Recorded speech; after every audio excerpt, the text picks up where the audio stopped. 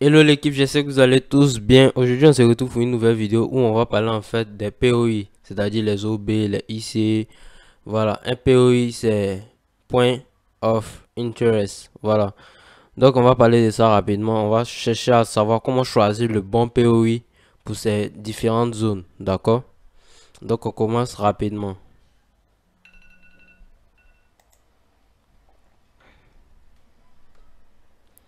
Donc, critère d'un bon POI. Critère d'un bon POI, il faut qu'il soit à la base de l'impulsion. Il faut qu'il soit à la base de l'impulsion. Il faut qu'il y ait une prise de liquidité. Il faut qu'il y ait un changement de tendance et une bonne proportionnalité. Une bonne proportionnalité, c'est quoi? Mais on va commencer déjà par... Il faut qu'il soit à la base de l'impulsion pour que vous puissiez comprendre. Déjà, quand on dit il faut qu'il soit...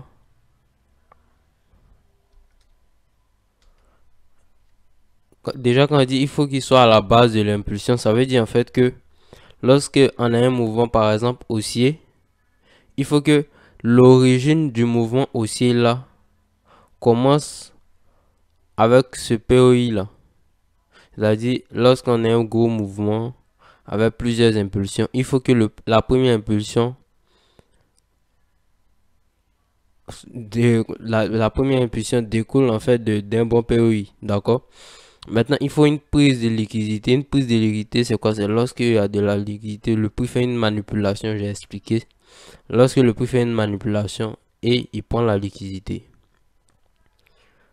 Changement de tendance, c'est lorsqu'il a fini de prendre la liquidité, mais il a eu, soit dans une tendance haussière, il y a eu un high qui est responsable en fait de la prise de liquidité. Donc lorsqu'on casse ce high là, on change de tendance automatiquement.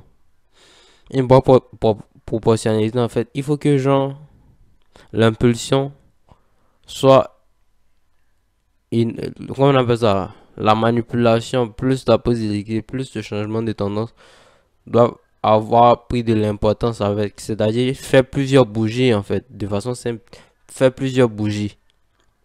Ok? Donc là, on va prendre un exemple simple. On a vu ici que, ici directement, on voit en fait que le prix casse ici, il casse là et il casse là. Il casse ici, pardon, il casse ici et il réagit ici. Mais pourquoi il réagit ici et puis il ne réagit pas ici? Pourquoi il ne réagit pas ici? C'est ce qu'on cherche à savoir en fait. D'accord? Et donc, on va zoomer à l'intérieur pour comprendre. Puisqu'on a dit qu'on a des critères qu'on doit respecter. Est-ce que c'est parce que le prix, est-ce que c'est parce que le prix réagit, qu'on appelle ça, respecte les différents critères qui se retrouvent ici, les 4 critères là, que le prix est venu ici et il a réagi? Ou bien il y a autre chose? Donc, on va zoomer à l'intérieur pour voir. Zoom à l'intérieur. Donc, on retrouve tous les critères. Comment on retrouve tous les critères? Déjà, il y a eu la manipulation.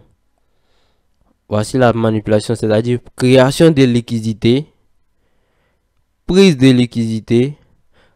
Le lot qui permet cette prise de liquidité est où? C'est ici à ce niveau. C'est à ce niveau-là. Donc, prise de liquidité. Maintenant qu'on a eu la prise de liquidité, qu'est-ce qu'on fait? Prise de liquidité. On a fait la prise de liquidité, changement de tendance, réaction dans un OB, sell. D'accord? C'est ce qui s'est produit. Et donc, ça respecte les 4 critères ici. Une bonne proportionnalité. Vous regardez en fait que la manipulation qui a eu lieu, la prise de liquidité qui a eu le changement de tendance qui a eu lieu, c'est fait avec plusieurs bougies. Et donc, ce gros mouvement-là, c'est une bonne proportionnalité pour le mouvement qui s'est effectué à ce niveau. Pour le mouvement qui s'est effectué à ce niveau. Et donc, lorsque ça respecte tout ça, ça respecte les 4 critères, voilà pourquoi en fait le prix réagit dans un bon POI.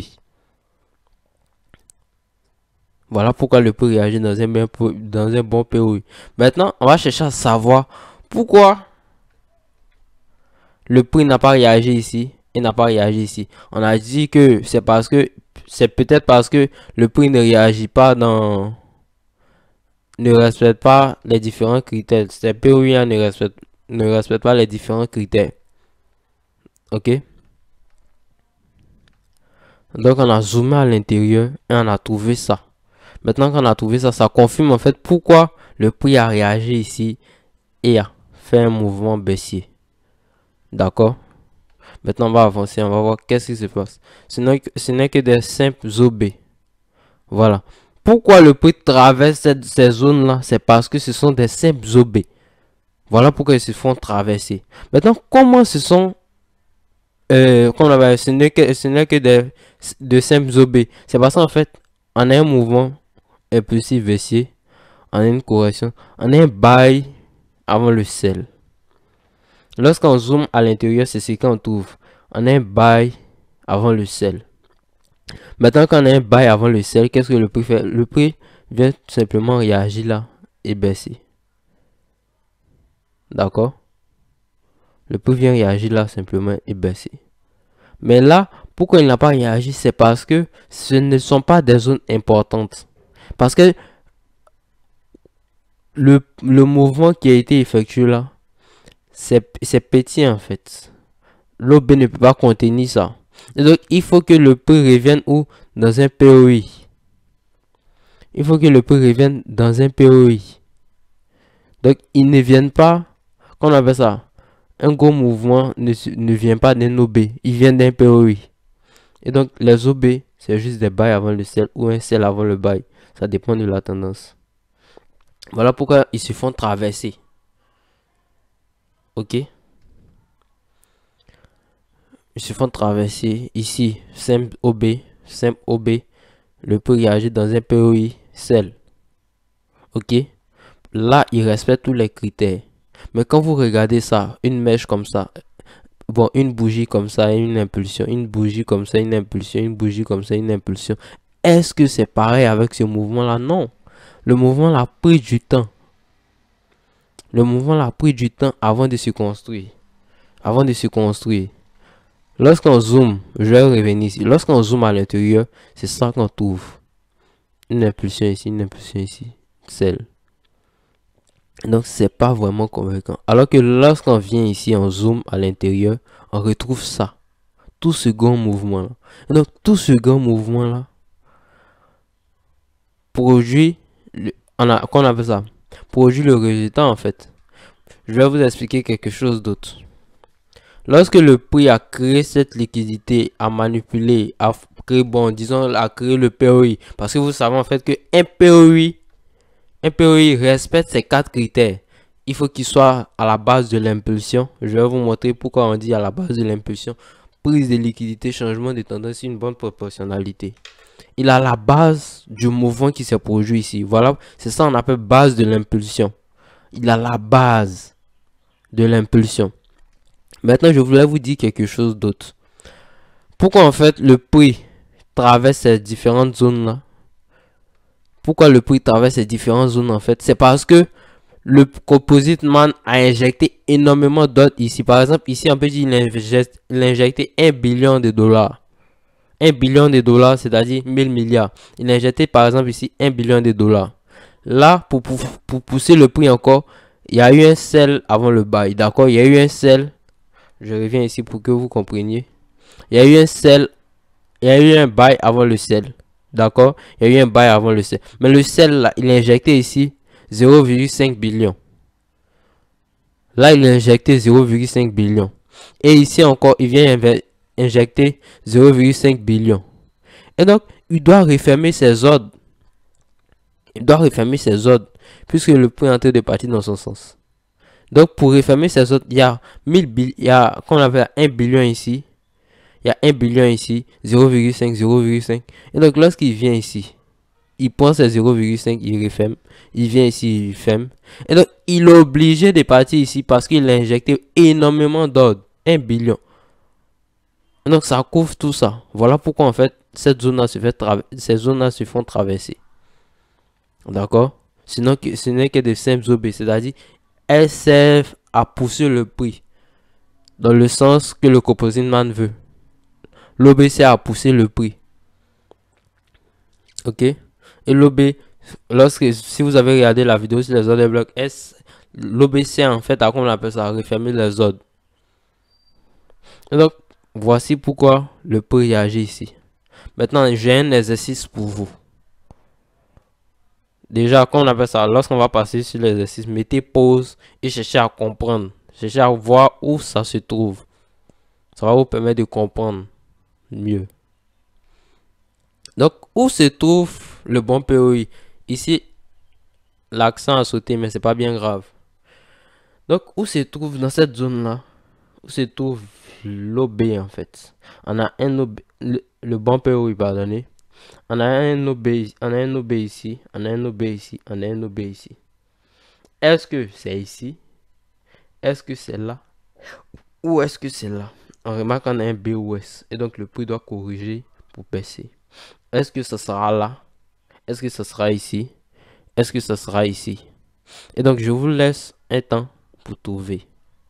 Mettez pause pour pouvoir trouver et vous allez voir la correction par la suite. D'accord? On avance. La première chose est de savoir en fait, qu'on appelle la première chose est de zoomer dans chaque POI. Exactement. Ou OB. On doit zoomer pour vérifier si ça respecte les critères. Et maintenant on choisit. Et donc ceux qui ont choisi directement n'ont pas compris la vidéo. Ceux qui ont choisi directement n'ont pas compris la vidéo. Parce que un POI où le prix doit réagir, il faut qu'il suive un certain processus qu'on a appelé les différents critères. Donc, il faut qu'il respecte ces 4 critères là. On a dit quoi? Il faut qu'il soit à la base de l'impulsion. Il faut qu'il y ait une prise de liquidité. Il faut qu'on appelle ça, il y ait un changement de tendance. Et la 4e chose, il faut qu'il y ait une bonne proportionnalité. Donc, c'est lorsque le prix, qu'on appelle ça, respecte tout ça, qu'on a le bon POI. Donc maintenant on va passer à la sélection. Alors, tu as pu l'identifier? Est-ce que tu as pu l'identifier? Le bon POI, mais pourquoi là? Et donc le bon POI c'est ici. Mais pourquoi là? On va voir ça ensemble. Ici se fait traverser. Ici se fait traverser. Le prix réagit un peu ici. Et il s'en va réagir dans le POI ici. Mais pourquoi ici encore? Et donc on va zoomer ensemble pour voir. Voilà en fait, lorsqu'on zoome ici directement, lorsqu'on zoome, parce que c'est tout ça là, en fait. Lorsqu'on zoome à l'intérieur, voilà ce qu'on trouve. Prise de création de liquidité de type Equal High. Prise de liquidité. Changement de tendance. Le prix change de tendance à partir de cette cassure ici. Et donc le prix réagit ici. Un gros BOS est fait ici. Donc là, ça respecte tous les critères. Déjà, on a une bonne proportionnalité. Il a la base du mouvement. Et il y a eu la prise de liquidité plus le changement de tendance. Voilà pourquoi c'est ce taux B là. Alors, tu as pu l'identifier? Est-ce que tu es sûr que tu as pu l'identifier? Moi, je pense que non, parce que pourquoi tu n'as pas pu l'identifier? Et même si tu l'as identifié, c'est parce que c'est simple. Tu t'es dit que quoi? Bah, c'est différent, c'est la même chose, donc c'est ici. Non, sauf que ça peut être ici, hein. Ça dépend. Ça peut être ici. Donc, la première chose à faire, c'est de zoomer dans chaque POV. Zoomer dans chaque POV dit quoi? On prend ici un zoom pour voir. C'est-à-dire, on fait un carré et on va à l'intérieur. Ici, par exemple, nous sommes sur du daily. Si nous sommes sur du daily, on descend en lower time frame parce qu'on parle de fractalité du marché. Le marché est fractal. Et donc, ça va nous permettre de voir les différents mouvements qui s'y trouvent. Et donc, là, moi-même, par l'expérience, je comprends en fait que c'est ici. Pourquoi? Parce qu'il y a la prise de liquidité qui s'effectue par cette mèche-là. Et un changement de tendance, le prix baisse. Et donc, je peux identifier directement. Mais pour ceux qui n'ont pas l'œil pour le moment, qu'est-ce qu'ils font? Ils regardent à l'intérieur. Ils regardent à l'intérieur.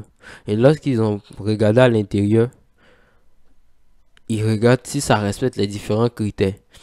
il a identifié là. Il dit que là, ça respecte les différents critères. Mais est-ce qu'il a vérifié ici? Ici, on vérifie aussi. Est-ce que ça respecte les différents critères? Est-ce que ça respecte les différents critères? Si oui, ça devient un problème parce que ici, il peut réagir comme ici, il peut réagir. Maintenant, ici, on vérifie. Est-ce que ça respecte les différents critères? Bon, ici, on va dire non. Ici, on va dire oui. Ici, on va dire oui. Maintenant, on regarde la proportionnalité du mouvement. On se rend compte ici qu'il y a eu la prise de liquidité qui s'est effectuée et ça a pris énormément de temps. Donc, le temps pour effectuer pour le mouvement est plus important que le temps effectué pour ce mouvement ici. D'accord? Donc là, il a injecté par exemple 2 billions. Il a injecté 1 billion et 0,5 ici. Donc ça se fait traverser rapidement. Voilà pourquoi ici, puisqu'il a injecté 1 billion, le prix baisse. Parce qu'il y a énormément d'ordres ici. Le prix baisse et maintenant revient. Parce qu'il y a énormément d'ordres. Ok? Et là, puisque c'est ici même, il y a beaucoup d'ordres. Le prix n'arrive pas à traverser ça. Il vient juste refermer la zone et part. Et donc, la première chose est de zoomer dans chaque PEI ou OB. Vérifier si ça respecte les critères. Choisir le bon PEI. Alors, tu as pu l'identifier. Donc, le bon PEI, c'est là. Mais pourquoi là? Je viens d'expliquer ça en fait. Je viens d'expliquer. Donc, vous remarquez en fait que ici, ça se fait traverser directement. Mais le prix revient réagir ici. Et va maintenant. Et là encore, il y a un gros mouvement qui s'est effectué. Le prix peut potentiellement réagir ici. Pour baisser. Donc, c'est un peu ça en fait. Pourquoi là? Il remplit tous les critères quand on zoome à l'intérieur. On a zoomé à l'intérieur. Voici ce qu'on trouve. Donc, voilà pourquoi en fait, c'est cette zone là. J'espère que vous avez compris comment identifier un BPI. Et donc, ça se passe dans tous les time frames. Vous pouvez partir sur du 1 minute pour faire ça en fait. Sauf que vous allez descendre en 5 secondes pour trouver. Vous pouvez passer sur du 20 minutes pour faire ça. Ça dépend de vous en fait. Voilà, ça dépend de vous. Et donc, c'est à vous de pouvoir faire ça correctement. C'est à vous de pouvoir identifier un bon POI. Maintenant, vous avez toutes les clés pour identifier un bon POI. Prenez votre temps, identifiez chaque, c'est-à-dire zoomer dans chaque OB que vous allez repérer et vérifier si ils sont importants. Et qui est important que qui gagne qui. Et lorsque vous avez le bon POI, dans la plupart des cas, ça augmente vos performances. Pourquoi ça augmente vos performances en fait? Parce que c'est rare que vous faites SL. Si vous rentrez sans confirmation, là, ça serait un autre problème. Mais si vous rentrez en plus avec une confirmation, là, ça sera un peu plus difficile pour vous de perdre, en fait. Mais, retenez que c'est pas parce que vous savez identifier un bon POI que vous n'allez pas vous faire SL. Parce que ce n'est pas seulement ça, le système. Il y a le biais. C'est-à-dire la structure du marché. Si vous n'arrivez pas à comprendre la structure du marché, on a fait une vidéo précédente où vous pouvez partir regarder. Si vous arrivez à comprendre la structure du marché, savoir identifier la bonne zone, parce que là-bas aussi il y a les pièges. Et si vous avez identifié la bonne zone et que vous trouvez le bon POI, eh ben c'est la somme des deux, plus la confirmation qu'on va voir dans une prochaine vidéo. Cette combinaison-là vous permet en fait d'avoir de meilleurs résultats. Voilà, ça va augmenter votre win rate. Voilà, votre taux de chance de réussite, votre taux de réussite, un truc comme ça. D'accord? Donc, c'était tout pour cette vidéo. Voici les résultats, on a vu. Les résultats. Le bon POI. Merci, on se retrouve pour la prochaine vidéo qui portera en fait sur la confirmation. Allez, bye l'équipe.